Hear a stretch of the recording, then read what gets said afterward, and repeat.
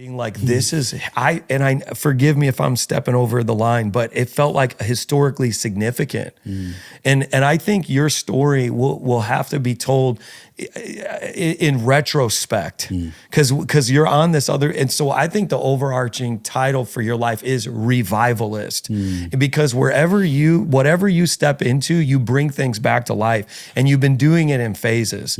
And that's, I think, this journey, if I can speak prophetically for you right now, is like a revival of the biological mind, a revival of, we're working on the second movie right now, and the title, the theme of the movie is Family is Revival. Wow. So you're bringing your kids, you're putting on the podcast, but what goes through your mind when you think about what it means to be, because I know there was a visceral emotional response to that. And I, but I want to say it publicly to 1 million subscribers. One of the greatest revivalists of our generation's name is Carl Lentz. And I believe that, I saw it, but the crazy thing is I'm still seeing it. Yeah, and I saw people surge to the stage when we were in that venue in Manhattan, but people are surging to YouTube, and it's actually a bigger, and I felt like the Lord was showing me like what Carl's doing now is literally greater than what he did before. It's just that it's digital, not physical in many ways. Yeah. So you want to kind of like speak to that? No, I think it definitely, I remember,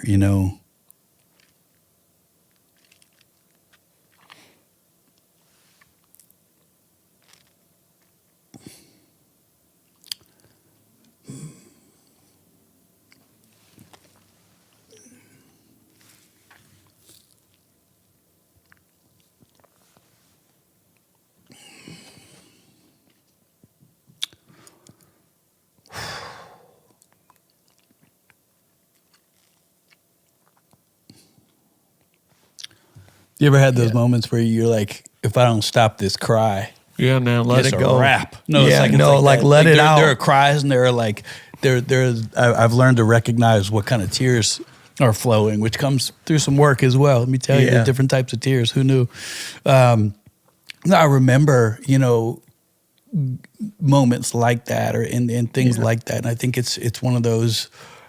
It's beautiful. It's a beautiful. One of the things that sucks about making decisions that have a huge consequence beyond what you can see is, there's a time where your work and what you did that was right, you put it in the hands of other people to question. That's a consequence. It doesn't stay like that. God redeems, but there are parts of that journey that were marred or covered for a season, because I put some of that in a vulnerable position, and it's those parts.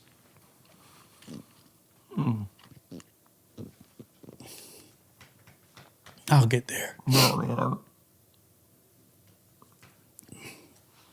Well, let me say why you get it. Yeah. And if you want to cry, you keep letting it out. But let me tell you why. Because I believe that there is an element of vindication. The Bible talks about wood, haste, double. Yeah. It's like when the fire comes, there's things that remain.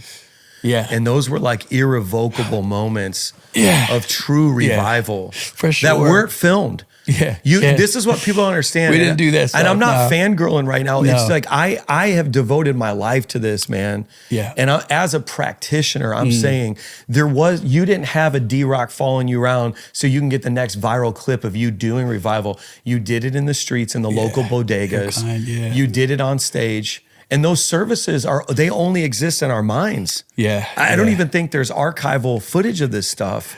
Yeah. And I just felt like, and that was kind of the last thing I wanted to ask you about for this. Yeah. Because I wanted to acknowledge you as a revivalist. Thank you. And I believe history will reflect what I said. But I think what happens is, let me say this, when you're 2 steps ahead of people, you're their leader. When you're 10 steps ahead, you're their martyr. And you've always been ahead. So it's like, because you chase up ahead what God's doing. You're a forerunner. And so that's caused a level of martyrdom for you. But as somebody who's now living in your yes, stewarding many of the people that were a part of that, who are now at our various campuses. They are.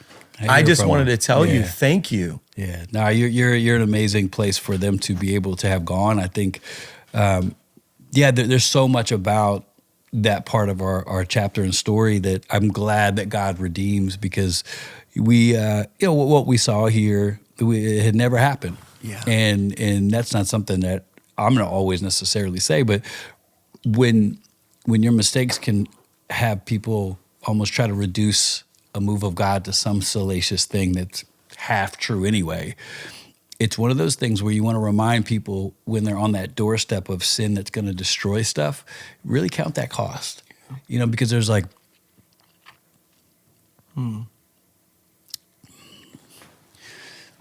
Yeah.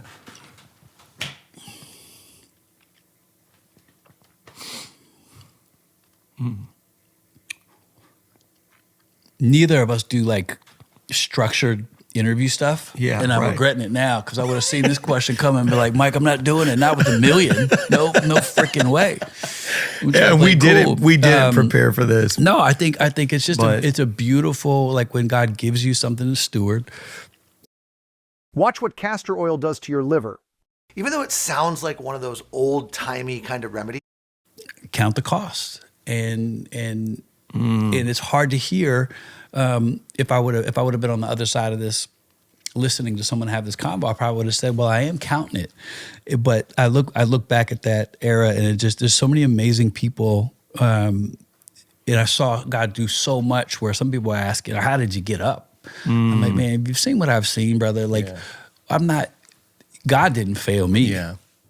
Like a day." Right.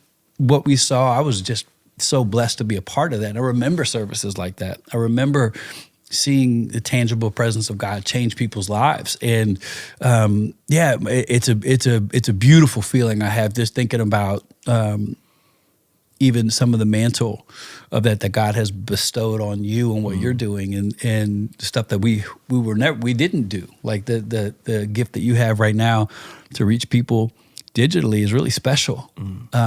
But yeah, I think when I think about revival, we serve a God that can, in the blink of an eye, turn anything around, any situation around, any mistake. I am proof of that. Like I always tell people, like, I'm 46. I'm not 96. Come on. Like our stories are long, and everybody. I have a chapter of mine that was hard and happened to be really public, but the outweighing memory and gratitude I have to be a part of, like, when people speculate or try to judge stories they don't know, it's human nature to just take the little bit of information you have and just try to destroy somebody's whole life. Not when you've seen the stuff that you and I have seen. Yeah. And I'm really grateful that, New York has men of integrity that are stewarding that platform well. And I'm grateful for the New York time that we spent on the battlefields. But I think I'm trying to go back to the impetus of my floodgate tier issue that I was about to have. It's just because it's that lane is open. You know it, you running it, you stay in it. And there's a huge lane that is still waiting to be occupied by many people who are willing just to be faithful, to step out. Like, you come in here, we're in your house in Queens, overlooking the greatest city on earth.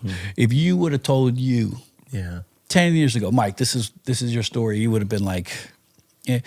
And if he's done it for you, he can do it for anybody. If he's done it for me, even this chapter, if he's done it for me, like as I sit here today, I have a wife, I have a family that's better than they've ever been. I have so even through all that mess and destruction, that's how faithful our God is. So I'm not an example of what happens when somebody messes up. I think I hope I will always be an example of somebody who presses in. And regardless of the circumstances, regardless of the sin, regardless of what you've been faced with, there's nothing that can hold down a man or woman of God that chooses to put their hand up again. Yeah.